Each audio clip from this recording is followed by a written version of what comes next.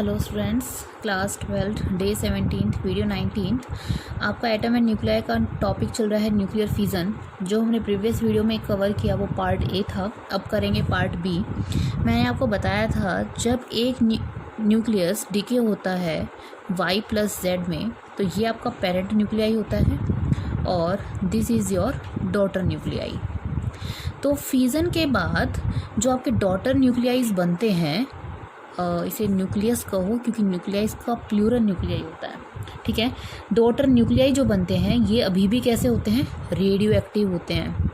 Radio active हैं तो अभी ये अपने आप को स्टेबल कराने के लिए क्या करेंगे? बीटा एमिशन करेंगे, कुछ गामा करेंगे और हो सकता है कुछ उसमें से अल्फा एमिशन भी करें। तो मतलब आफ्टर फिज़न जो डॉटर न्यूक्लियाई बनेंगे वो भी कैसे होते हैं? रेडियो एक्टिव होते हैं। उसके बाद ये बीटा, गामा या अल्फा एमिशन करके स्टेबल हो जाते हैं। आज का हमारा टॉपिक रहेगा chain nuclear reaction. Chain nuclear reaction क्या है? देखिए क्या होता है, ये आपका यूरेनियम और यहाँ से अब आपका आया न्यूट्रॉन, इंड्यूस कराना है, ठीक है। ये न्यूट्रॉन 0 1 चार्ज 0 मास 1 AMU। अब ये कैसा न्यूट्रॉन है? Thermal neutron. कराया गया था कि मान लो इसमें जब ये टूटता है, टूटने के बाद इसमें से निकलते हैं 3 न्यूट्रॉन, 1 2 3। एक न्यूट्रॉन ये रहा, एक ये रहा और एक ये रहा। अब ये क्या है? सिर्फ और सिर्फ एक न्यूक्लियस है। अब हमें कोई एक न्यूक्लियस तो लाके देगा नहीं, पूरा का पूरा क्या लाके देगा? सैंपल के अंदर सिर्फ एक न्यूक्लियस के साथ बहुत सारे आसपास में है। अगर एक न्यूक्लियस रिएक्ट कर रहा है और एक न्यूक्लियस रिएक्ट करने पे 3 न्यूट्रॉन दे रहा है, तो ये 3 न्यूट्रॉन बाकी यूरेनियम के सैंपल के साथ भी अटैच हो सकते हैं, मतलब उनके साथ भी रिएक्ट कर सकते हैं। अब मान लीजिए ये न्यूट्रॉन फिर से जो पास वाला यूरेनियम है उसके साथ जाता है, उसके साथ रिएक्ट करता है, ठीक है। अब ये क्योंकि ये एक न्यूक्लियाई है, अब एक न्यूक्लियाई तो पॉसिबल है नहीं, पूरा सैंपल होगा। अब जब ये न्यूट्रॉन इसके साथ जाता है तो इसमें भी कितने बने? 3 1 2 3 1 2 3 1 2 और 3 न्यूट्रॉन यहाँ बने, ठीक है। तो यहाँ देखो इस तरह से प्रोसेस क्या होती जाएगी? रिपीट होती जाएगी। फिर से यूरेनियम मिल जाएगा, ठीक है। फिर से यूरेनियम होगा तो क्या कहते हैं, फिर से रिएक्शन होगी और हर एक में से 3 न्यूट्रॉन फिर निकलेंगे। तो एक बार पहला 1 निकला, फिर 3 निकले, फिर 9 निकले, फिर 27 निकलेंगे। मतलब इस तरह का रेशियो रहेगा 1:3:9:27। अगर अप्रोक्स माना जाए तो एक किस्म से ये क्या होगा? एक जीपी होगा। It is a GP, geometric progression, ठीक है, ज्योमेट्रिक प्रोग्रेशन, ठीक है। और क्या ये प्रोसेस सिर्फ 1 सेकंड में हो जाएगी? नहीं, 1 सेकंड का भी बहुत छोटा हिस्सा। This process occur in milliseconds. This process occurs in milliseconds में ये प्रोसेस आपकी कंप्लीट हो जाएगी। मतलब अगर एक न्यूक्लियस रिएक्ट करता है तो पूरे सैंपल के पास और भी यूरेनियम के सैंपल हैं तो इनके साथ रिएक्ट करेगा, फटाफट क्या हो जाएंगी? आपकी न्यूक्लियर रिएक्शन होनी स्टार्ट हो जाएंगी। अब जो चेन न्यूक्लियर रिएक्शन होती है वो 2 तरह की होती हैं, आर ऑफ 2 टाइप्स। एक होती है आपकी अनकंट्रोल्ड न्यूक्लियर चेन रिएक्शन, एक हो गई आपके अनकंट्रोल्ड और दूसरी होगी कंट्रोल्ड। अब अनकंट्रोल्ड क्या है और कंट्रोल्ड क्या है? देखिए मैं कहूँ when one fission causes more than one fission, मतलब जैसे एक यूरेनियम है, यूरेनियम के साथ कितने न्यूट्रॉन निकले? 3, ठीक है। अब मान लो 3 में से हमारा 1 छलक गया बाहर, कितने बचे? 2 ने फिर से रिएक्ट किया, कितने बने? 3 और ये बने 3 कितने हो गए? 6 में से मान लो फिर 4 ने किया, फिर कितने बचे? 2 फिर फर्दर करेंगे, फिर से ये 3 के साथ बनेगा, ये 3 के साथ बनेगा। तो आप ये देखो हमेशा क्या है, फिज़न आपका लगातार बढ़ता जा रहा है। एक फिज़न आपका क्या है? मोर देन 1 फिज़न के साथ होता जा रहा है। तो 1 fission causes more than 1 fission. इस वाली प्रोसेस के अंदर क्या होता है? एनर्जी आपकी मल्टीप्लाई होती जा रही है ना। एनर्जी अगर आपने 1 को छोड़ दिया तो बचे 2, उसके बाद फिर से बढ़ी, फिर बढ़ी। तो एनर्जी क्या हो रहा है? Energy will multiply in millisecond. आपको बताया प्रोसेस मिली सेकेंड में होती है, मिली सेकेंड में क्या होगा, एनर्जी मल्टीप्लाई होती जाती है। और क्या है, ये जो ही प्रोसेस होती है, यही प्रोसेस आपकी एटम बॉम्ब बनाने के काम आती है। ठीक है। कंट्रोल्ड क्या होता है, अगर रिएक्शन को कंट्रोल कर लिया जाए, कंट्रोल में होता है when one fusion causes one fusion. यहाँ क्या था, when one fusion causes more than one fusion, और यहाँ क्या है, one fusion causes only one fusion. कैसे, जैसे ये आपका न्यूट्रॉन, ठीक है, ये न्यूट्रॉन आया आपका और इसने यूरेनियम के साथ स्ट्राइक किया। कितने न्यूट्रॉन निकले, 3, 1, 2 और 3। अगर मैं 2 को काट दूँ, मतलब 2 किसी तरह से रोक दूँ, तो कितना बचा, 1। अब ये न्यूट्रॉन फिर से यूरेनियम के साथ जाए तो कितने बचे, 3। फिर मैं 2 किसी ना किसी तरीके से इन 2 को रोक दूँ और फिर कितने बचा, 1। तो एक फ्यूज़न हमेशा एक ही फ्यूज़न के साथ होता जा रहा है, जबकि यहाँ अगर आप 1 को रोक दो, 1 को आपने रोक दिया तो बचे कितने, 2। फिर कितने हो गए, 6। इनमें से मान लो आपने 4 को रोक दिया, फिर बच गए 2। तो मतलब फ्यूज़न की क्या है, 1 से ज़्यादा फ्यूज़न हो रहे हैं। और इसमें क्या कर रही हूँ मैं, 3 में से 2 को काट दिया, सिर्फ 1 बचा, 2 को काट दिया, फिर 1 बचा। When one fusion causes one fusion.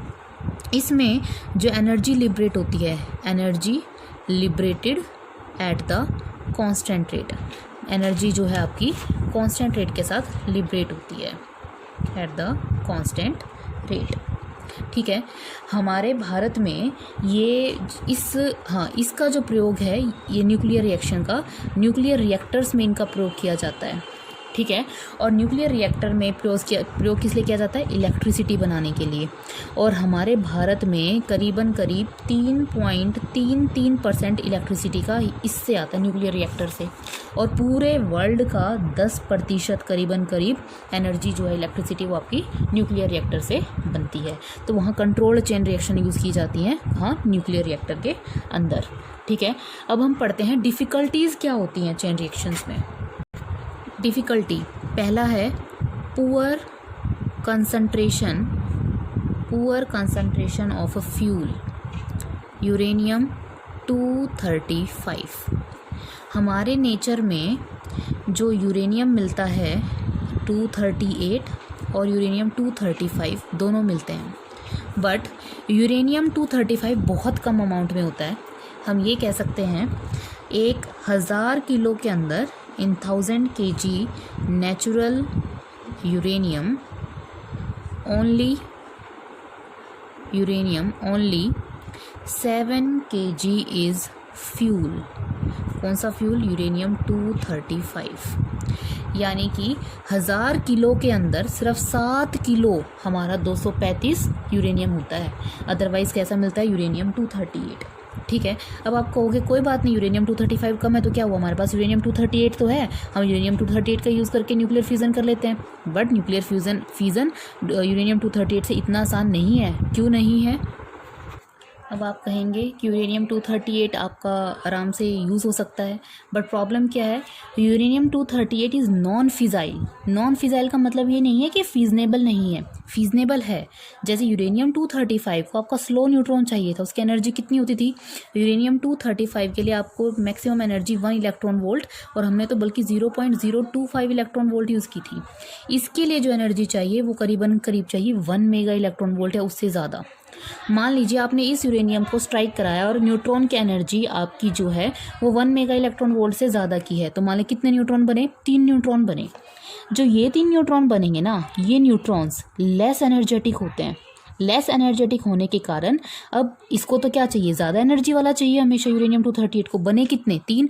अगर मान लो यहाँ पे फर्दर यूरेनियम और यूरेनियम मिलता तो इसको तो फास्ट चाहिए, पर इनकी एनर्जी है कैसी, कम एनर्जी है। तो ये क्या होगा, ये इनइलास्टिक स्कैटरिंग होगी। इनइलास्टिक स्कैटरिंग का मतलब है एनर्जी कंजर्व नहीं रहेगी, मतलब एनर्जी कुछ ना कुछ लूज हो जाएगी। मतलब एनर्जी जो है, जो यहाँ से एनर्जी आ रही थी वो एनर्जी उतनी नहीं होगी, एनर्जी बहुत कम होगी, जिसकी वजह से चेन रिएक्शन आपकी नहीं हो पाएगी। ठीक है। तो अब आप कहोगे इसका मतलब क्या है कि क्या हो सकता है। अब क्या होगा, ये जो स्लो न्यूट्रॉन्स हैं, फास्ट तो है नहीं, ये स्लो न्यूट्रॉन को कौन एब्जॉर्ब कर लेगा, यूरेनियम एब्जॉर्ब कर लेगा। एब्जॉर्ब होने के बाद ये क्या करेंगे, इसके अंदर बीटा डिके होगा। इस वजह से मैंने क्या कहा था, यूरेनियम 238 कैसा होता है, नॉन फिजाइल होता है। ठीक है। तो इसका सॉल्यूशन क्या है, सॉल्यूशन ये है कि आपकी जो मेटलर्जी प्रोसेस होती है ना, मेटलर्जी, जब अर्थ के क्रस्ट में से आप किसी ओर में से आप किसी मेटल को निकालते हो तो वो आपका क्या, वो अच्छी रखो। अच्छी कैसे, मतलब यूरेनियम ऑक्साइड होता है, यूरेनियम ऑक्साइड की ओर से इसको एक्सट्रैक्ट किया जाता है। तो यूरेनियम ऑक्साइड की ओर से जब इसे आप एक्सट्रैक्ट करो तो वहाँ पर आपको बेटर कंसनट्रेशन यूज़ करो, बहुत अच्छी मेटलर्जी प्रोसेस यूज़ करो, ताकि आपकी जो है कंसनट्रेशन है वो बहुत अच्छी आए। ठीक है, अब क्या है, जो ये वाली जो हमने कहा, क्या ऐसा पॉसिबल ही नहीं है क्या यूरेनियम 238 को आगे हम कराना? पॉसिबल है। कैसे? जो आपके ब्रीडर रिएक्टर्स होते हैं ना, ब्रीडर रिएक्टर में यही प्रोसेस यूज़ की जाती है, बट क्या करते हैं वहाँ पर फास्ट मूविंग न्यूट्रॉन्स की सप्लाई कंटिन्यू रखते हैं। फास्ट मूविंग न्यूट्रॉन्स की सप्लाई को कंटिन्यू रखने का मतलब है कि मतलब जब भी ये आएगा तो यहाँ से 3 न्यूट्रॉन बनेंगे। ये तो कभी भी आपके एब्जॉर्ब नहीं होंगे, पर वो क्या करेगा, हमेशा लगातार सप्लाई करता जाएगा। किसकी? फास्ट न्यूट्रॉन की। और एनर्जी कितनी होनी चाहिए इसकी? 1 मेगा इलेक्ट्रॉन वोल्ट। बट जो ये यहाँ न्यूट्रॉन बनेंगे they are not used again. ठीक है, तो fast moving neutron supply remains continuous होनी चाहिए। तो ऐसी प्रोसेस हम यूज़ कहाँ करते हैं? ब्रीडर रिएक्टर्स में यूज़ कर पाते हैं। ठीक है, दूसरी प्रॉब्लम क्या थी इसके साथ? दूसरी प्रॉब्लम क्या थी? जो यूरेनियम खुद 235 है, आपको पता है वो फीजनेबल है। ठीक है, कैसे हो जाएगा फीजन? जो हमने आपको अब तक पढ़ा है, 0.025 इलेक्ट्रॉन वोल्ट से इसको करो सप्लाई, 3 न्यूट्रॉन बनेंगे। अब इन 3 न्यूट्रॉन की जो एनर्जी है वो 2 मेगा इलेक्ट्रॉन वोल्ट के करीब की होती है। अरे भाई, ये इतनी एनर्जी अगर हमें ऊपर मिल जाती तो काम ही ना बन जाता। बट यहाँ हमें किस में मिल रही है? यूरेनियम 235 में मिल रही है। हमें इतनी नहीं चाहिए है, क्योंकि ये स्लो न्यूट्रॉन्स करने हैं। तो हम क्या करेंगे, इन न्यूट्रॉन्स को स्लो कर देंगे। किसकी सहायता से? मॉडरेटर की सहायता से। जब मैं अगली वीडियो डालूंगी उसमें हम न्यूक्लियर रिएक्टर करेंगे, वहाँ मॉडरेटर बताया जाएगा कि मॉडरेटर क्या होता है। तो मॉडरेटर की सहायता से हम इसको क्या कर लेंगे, उसकी एनर्जी को कम कर लेंगे। बट यूरेनियम 235 में जो यहाँ न्यूट्रॉन्स बनते हैं उनकी एनर्जी ज़्यादा होती है, और जहाँ यूरेनियम 238 में उनकी एनर्जी क्या होती है? कम। तीसरी डिफ़िकल्टी क्या आती है? Critical mass. क्रिटिकल मास क्या होता है? So even slow neutrons move at 8 times speed of sound, and if the layer of fuel is thin, the neutron may pass through it without causing fission. कह रहा है जो ये slow neutrons है ये कितनी स्पीड से चलते हैं? आप मान के चलो स्पीड ऑफ साउंड की 8 गुना स्पीड से चलते हैं। अगर इनकी स्पीड ज़्यादा हुई तो हो सकता है ये शीट को क्या करे, यूरेनियम की शीट को पास कर जाए। तो यहाँ क्रिटिकल मास का मतलब क्या है कि भाई आपने जो फ्यूल यूज़ किया, आपने फ्यूल कैसे यूज़ किया? स्फेरिकल शेप का यूज़ किया, रेक्टेंगुलर शेप का यूज़ किया, स्क्वायर शेप का यूज़ किया, उस चीज़ के ऊपर वो डिपेंड कर रहा है। तो क्रिटिकल मास डिपेंड किस पे करता है? फ्यूल की ज्योमेट्री पे। आपने जो यूरेनियम का फ्यूल लिया है, वो आपने टुकड़ा लिया है, स्लैब लिया है, क्या यूज़ किया है, और उस टाइम आपने न्यूट्रॉन की स्पीड क्या रखी, इस बात पे आपका क्रिटिकल मास डिपेंड करता है। तो वीडियो को पॉज करके नोट्स बना लीजिए। क्या? So even slow neutrons move at 8 times speed of sound, and if the layer of fuel is thin the neutron में पास थ्रू इट। सीधी सी बात है, अगर ज़्यादा स्पीड होगी तो उसमें से पास हो जाएंगे। There must be a limiting mass of fuel which can sustain chain reaction. हमें इतना कम से कम फ्यूल चाहिए जो चेन रिएक्शन को क्या कर सके, सस्टेन कर सके। और वो क्रिटिकल मास किस पे डिपेंड करता है? आपने फ्यूल का ज्योमेट्री कैसी ली है और न्यूट्रॉन्स की स्पीड कैसी है। ठीक है, उसके बाद आता है 3 डिफ़िकल्टी हमने पढ़ ली। अब 4th डिफ़िकल्टी क्या है? Controlling the rate of fusion.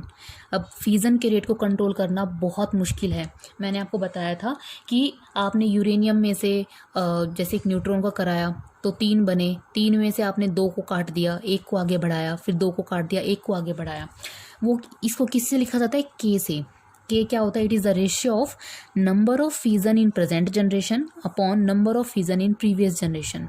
पहले वाली जनरेशन में और अब वाली जनरेशन का रेशियो ले दो, आपके पास क्या आ जाएगा? के। अगर के की वैल्यू 1 है, मतलब जो आज वाले जो प्रेजेंट बन रहे हैं वो और प्रीवियस वाले इक्वल हैं, तो रेट ऑफ एनर्जी क्या रहेगी? कांस्टेंट रेट की रहेगी। हमें यही चाहिए। बट अगर के ग्रेटर देन 1 हो जाए, तो ग्रेटर देन का मतलब 1 का मतलब हो गया फ्यूजन प्रेजेंट में ज़्यादा हो और प्रीवियस में क्या हो? कम हो।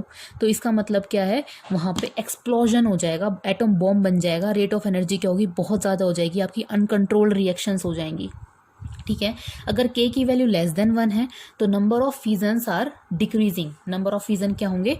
कम हो जाएंगे, और rate of energy liberated decreasing, fusion stop. सीधी सी बात है, पहले वह है ही कम, है ना, कम है तो कम होंगे तो आपके बनेंगे ही नहीं, बनेंगे नहीं तो रेट ऑफ फ्यूजन क्या हो जाएगी? आपकी स्टॉप हो जाएगी। ठीक है, तो इन तीनों में सबसे बेस्ट क्या है? जब के की वैल्यू क्या हो? 1। क्या कह सकते हो? When 1 fusion causes 1 fusion. तब पॉसिबल है। अगर one fission causes more than one fission, जहाँ पे आपका अनकंट्रोल था वो आपके लिए पॉसिबल है नहीं, और नंबर ऑफ फिजन जहाँ डिक्रीजिंग होंगे वो आपके लिए तो फर्दर पॉसिबल नहीं है। तो हमने 4 डिफिकल्टी पढ़ ली, ठीक है। यहाँ अब आपका न्यूक्लियर फिजन कंप्लीट होता है। नेक्स्ट वीडियो में हम न्यूक्लियर रिएक्टर करेंगे। Till students, stay home, stay safe, thank you.